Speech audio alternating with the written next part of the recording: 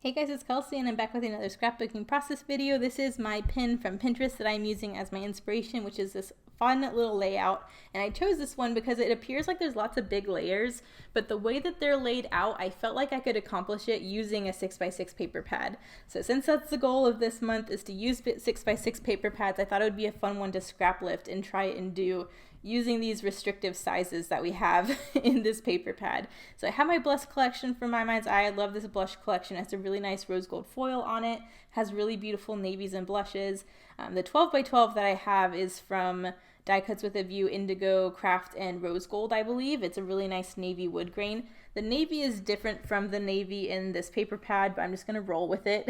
But I do have two of the same paper here with this kind of sporadic polka dot. So I decided that I would use that as my large column layer to the left here, and I'm just going to have to make sure wherever that seam is, where those pages overlap, that I cover it with something. But I noticed right away, and part of why this works so well when I chose this to scrap lift with a 6x6 paper pad is there's a banner going horizontally across the page. So I figured, you know what, I just have to make sure that that banner runs across the seam and I'm good because the rest of the layers pretty much are just top and bottom of the photo and go behind this horizontal banner. So it's a really easy design to do with scraps or a 6x6 paper pad. So I'm deciding to use this pink as the banner to run across the page, and I'm just going to make sure that that covers my seams. And then from there, I pretty much have to stack the rest of my layers top and bottom of the photo, and then just make sure again that the gaps in the seams run behind this pink banner. But the pink banner itself also has a seam because I had to connect two 6-inch pieces to create this 12 by 12 or 12-inch banner running across the whole layout. So I'm just going to stagger my photos and make sure one photo is long enough to cover the seam the whole way, and then again my problem is solved. So I'm pretty much just copying this layout that's my inspiration and trying to get the same layers on my page that she had on hers.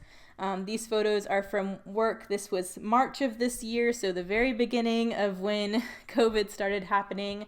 This was the point in time where nobody knew anything about this virus, so everyone was kind of being extra cautious. So we threw up a whole bunch of additional safety protocols, which now we realize some of them were unnecessary. But at this point, we're like, you know what, better safe than sorry. We're going to be safe and do all the extra things. So before it was even really mandated, we all were wearing gloves and masks, and we don't wear masks, or we don't wear gloves anymore, because there's really no point with cross-contamination unless you're changing your gloves out every time you touch something. But as long as you're washing your hands a lot, we really don't need the gloves. But at this point, both of these photos, me and my boss are both wearing masks and gloves because that's just what we did at this point in time. I really wanted to log. I haven't documented COVID yet, so I know at this point it's like a year out and everyone's over it, but this is finally, since I'm a chronological scrapbooker, I'm just now getting to this in my album. But I just wanted to note really quick, document what it was like when COVID first started happening, and just mention the protocol we threw into place before we really even knew anything about it.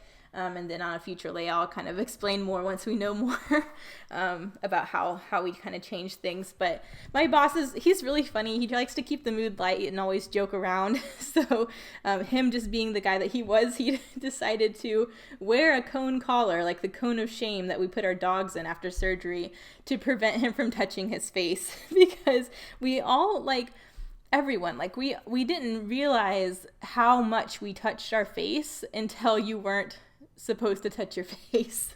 So he thought it would be funny just to wear a cone for kicks and, giggles. So that's the photo of him to the right there. I do just have a scrap of paper covering his face because, again, I don't know if he'll want to be on YouTube.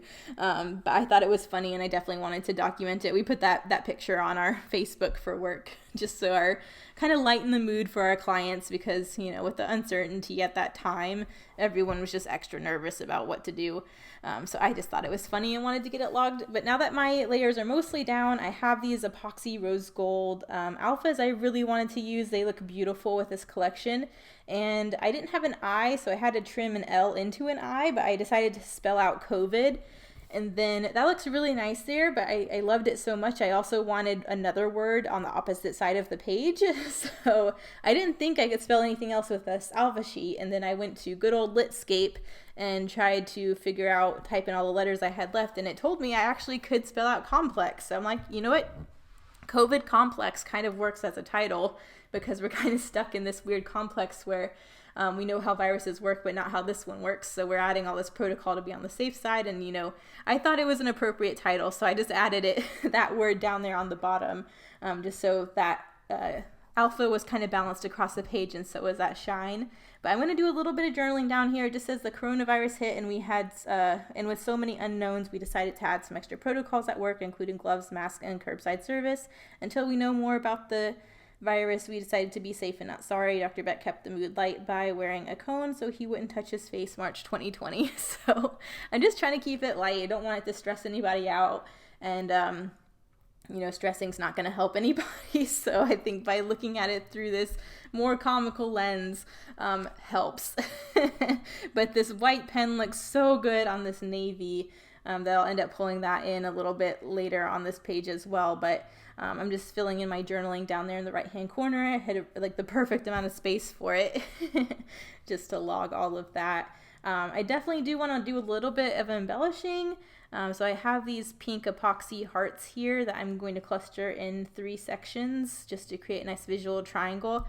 And then I had a scrap of this rose gold foil. This is a really good hack, actually. If you have a collection that has a metallic, it's really nice if you go to any craft store, Michael's, Joann's, Hobby Lobbies, or whatever, and just buy a 12 by 12 of whatever metallic is in that collection to include in the kit.